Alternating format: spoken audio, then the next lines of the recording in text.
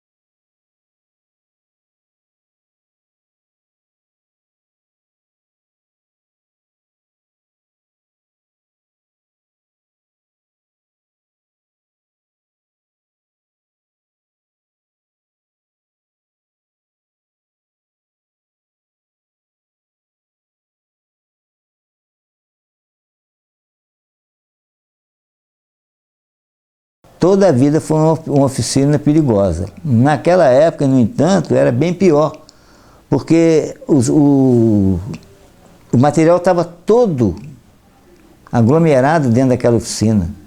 Depois da explosão, que foi remanejado para outros setores, tiraram para não ter um impacto maior.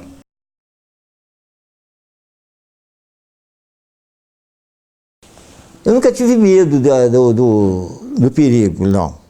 E, aliás, ninguém tinha medo, não é uma coisa de acontecer no dia a dia. Mas eu vi essa mesma máquina, uma ocasião, um rapaz também de Benfica, trabalhando nela já num setor bem afastado das outras oficinas, que ela também ocasionou um tipo de explosão semelhante, só que não tinha material acumulado perto dela. E esse rapaz sofreu sérias queimaduras, não veio a falecer, mas sofreu sérias queimaduras. E a fábrica sempre ofereceu esse risco, até porque é uma fábrica de montagem e carregamento de explosivo.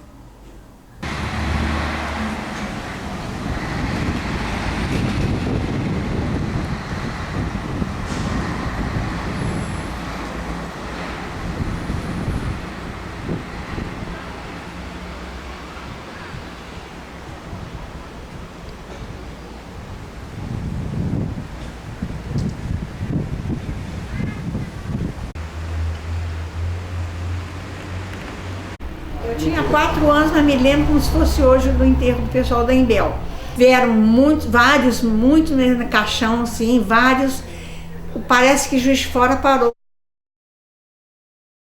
Mas foi uma coisa muito impressionante que gravou muito na minha vida. A quantidade de caixão e a quantidade de pessoas. Eles foram enterrados, depois nós fomos no cemitério, que éramos poucos curiosos, né? Fomos ver. Estavam enterrados lado a lado em canteiros, mas foi uma coisa assim, de gravar a vida da gente mesmo, marcar a quantidade de caixão e de pessoas.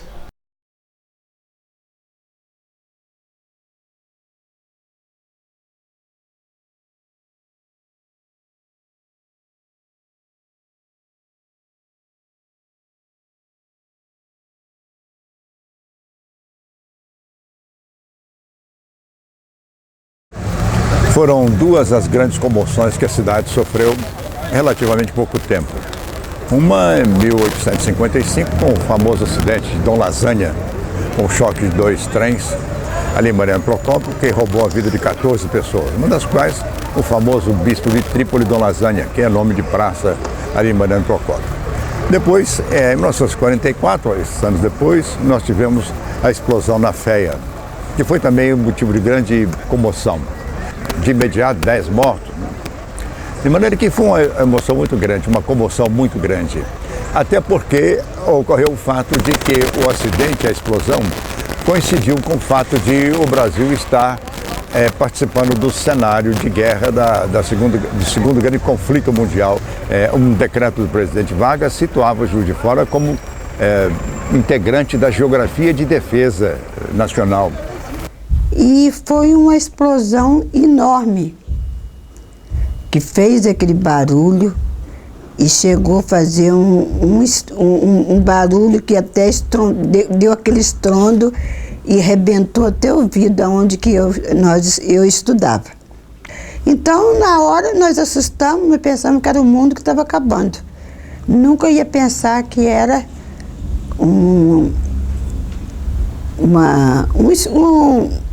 uma explosão, né? E que eu tinha perdido a minha irmã.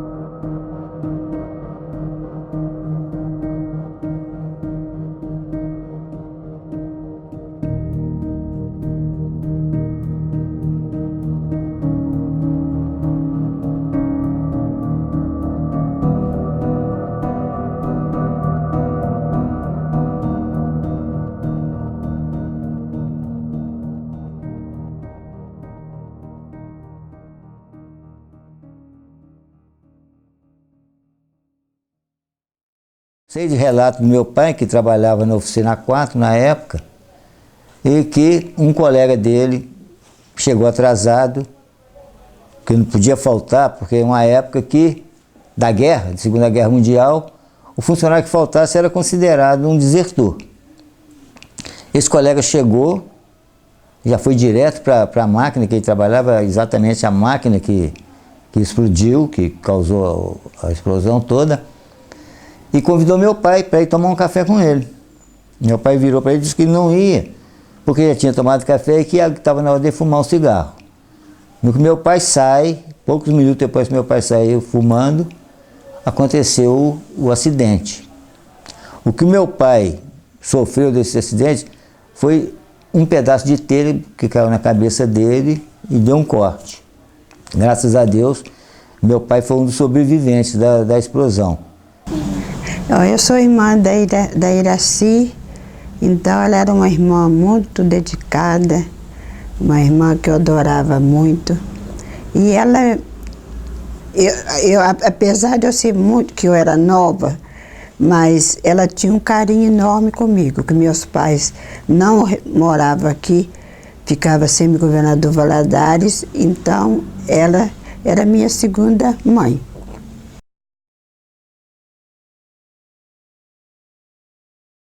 Ela trabalhava e gostava muito de fazer, nos horários de intervalo dela de folga, ela vivia bordando o enxoval dela. Ela faleceu em março e ia se casar em maio. Então, a gente até brincava com ela, para que ela ficava fazendo aquelas coisas? Aí ela respondia, não. Se algum dia eu não gozar desse enxoval, eu deixo tudo de herança para minha irmã, minha neninha. Mas claro que não ficou nada para mim, né? Mas o enxoval não era tanto, porque mais é a vida dela, né? Se eu não fiquei com ela, também o enxoval não era importante. Eu sei que sempre quando eu saía para trabalhar, sempre eu estudava na parte da manhã também. Aí ela recomendava, você já arrumou sua merenda, a sua fruta? Você já arrumou direitinho seu suco, sua fruta para você levar? Porque ela saía antes de mim. Aí, dependendo de ser minha irmã, era muito minha amiga também. No dia 7 de março, eu sempre mando celebrar para minha irmã e os outros que faleceram. Até hoje? Até hoje. Esse ano mesmo eu já mandei celebrar. Aqui do lado, né? Isso. Eu fazia testes com explosivo. Uma ocasião, nós fazíamos teste de arrebentamento, seria uma granada, você colocava a espoleta e embaixo, na base, um tarugo de ferro fundido. E ela descia numa corda, soltava, ela batia para saber quantos estilhaços daria aquela granada, para saber o carregamento, se estava adequado ou não. E num desses testes, eu e um colega meu, Hélio Pasqualini, entramos no posto de arrebentamento. O posto de arrebentamento é uma cúpula, uma parede de 40 centímetros de cimento, de concreto, armado assim. E essa granada, ela foi içada por um cordel e um colega segurando lá fora. Se ela caísse ali, a gente lá dentro, a gente estava morto, morria, não tinha jeito. Chegamos lá e estava com o dedo em cima do cordel. Em vez de estar segurando o filho com a mão, estava com o dedo. Desse uma câimbra nele, uma coisa qualquer, matava ele. Então são riscos inerentes ao serviço que a gente está fazendo. Mas que pelo trabalho que é feito, ou atualmente, no mesmo tempo que eu trabalhava, o pessoal de segurança era muito ativo. Não era no tempo da explosão. A explosão, eu acho que esse negócio de segurança era mínimo. Tanto que eles acumulavam explosivo dentro da oficina, entende? Mas são riscos inerentes ao serviço que a gente está fazendo. Eu, como desenhista, projetista, a gente tinha que acompanhar esse tipo de coisa. Mas, graças a Deus, nunca sofri acidente na fábrica. Nem um fio de cabelo meu, graças a Deus, eu perdi lá dentro. Ai, graças a Deus. A fábrica que fornecia todo esse material, na minha época, por exemplo, para abastecer todos os quartéis onde precisava de fazer teste de tiro com soldados e todos. É uma fábrica que sempre causou risco. Já visto que há pouco, a questão de 2 anos atrás, houve uma outra explosão. 2019. Se aquele acidente ocorresse nos dias de hoje, com a realidade urbana dos dias de hoje, eu tenho a impressão que as consequências seriam muito maiores, né? Porque em março de 1944, o entorno era muito menor do que é hoje, né? Então eu penso que o acidente de 44 deva servir de permanente advertência às autoridades no sentido de policiar os instrumentos de segurança daquela fábrica. É uma fábrica que mexe com material explosivo. Nós temos que ter um cuidado muito especial em relação àquilo, porque se hoje, lamentavelmente, ocorresse isso, certamente que as consequências seriam muito maiores, mais graves, mais sensíveis. Mas na época minha família ficou muito revoltada